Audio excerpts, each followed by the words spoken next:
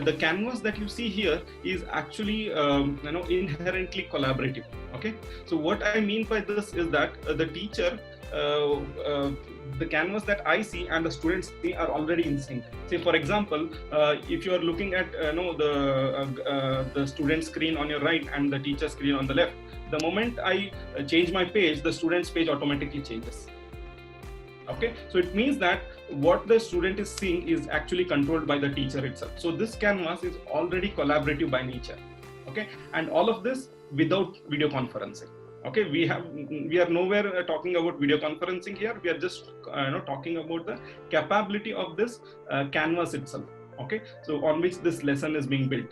Okay, so I can also, let's say this is very useful in case, like say in many of this business schools or in colleges and some of these schools and bigger institutes as well. So what they do is the student already comes with a laptop or iPads or some tablets with them. So in such case, when the teacher is teaching, so the teacher can whatever the teacher does actually gets automatically marked to the student. So whatever I'm doing here is actually being highlighted to the even the student as well. So let's say I want to mark something.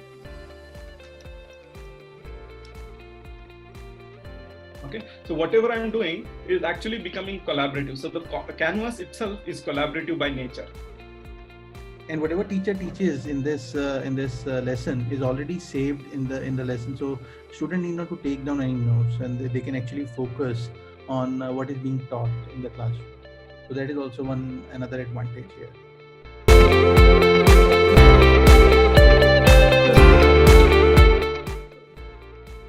So now let's go to the next part where we actually talk about the video conferencing, like other key functionalities of this having a collaborative canvas with a built-in audio video conference. So now as a teacher, I can just turn on my video.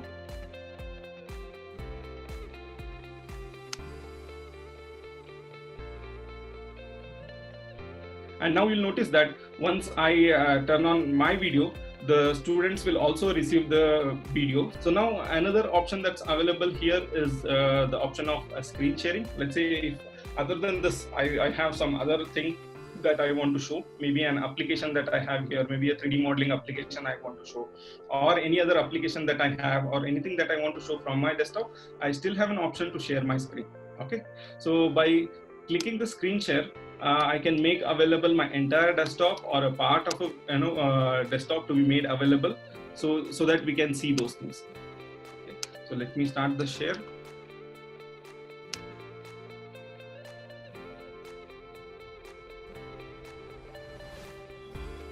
Okay, now you see that there are three things there now. The first thing was the canvas was already available, my screen sharing was available, and my video was available. Okay, so this way you can actually share your any local content that's there on your desktop also with the student. And let's say if the teacher wants to explain something about this model on the canvas, they can actually go back to the canvas here and take the page. Let's say, can you take the page, new page, Anand? Sure, I'll do that.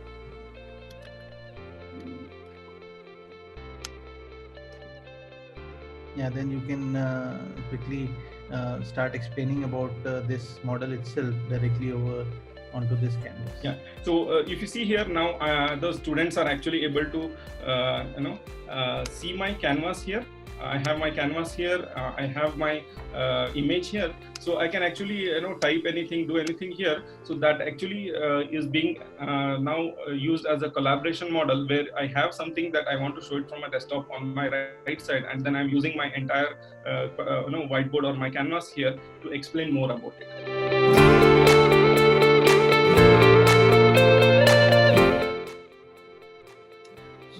So yeah, this kind of things is not available in any kind of solution which is presently available into the market, and this is totally unique solution only launched by Cybernetics to enable this canvas sharing as well as screen sharing as well as video sharing and audio sharing all together in a single go and single platform. Not only this, if the teacher asks any question, there is an option to immediately conduct a quick poll, and then student can answer that. So let's say if teacher asks any question. So let's come to that. Once I'm done, let's say teaching all the things that I wanted to show to the student. So now let's say I have a question. So this is a typical format, right? Let's say, for example, what the teacher does is she usually, teaches certain content and certain topics. Then say at the end of the topics, just to check whether the students understood it or not. So what the teacher does is basically she, asks some questions, right? And the students usually raise hands saying that, let's say which of this option is right. So the teachers usually, or teacher asks whether this is true or false. Like say who all say true, the people raise their hand, right? Or like say who all say it is option A, like say students raise their hand. The same thing can be created even when you're doing a virtual class. So we have something called as a polling feature. So let's say I already have this question on my screen here on my whiteboard, which says classification of organisms and so and so, and I have 4 options, which is the right option. So I can quickly start a poll and say I can choose this A, B, C, D, right? There are 4 options, so I can just quickly say A, B, C, D, E. Now let me stop my screen share so that you can actually see the poll properly.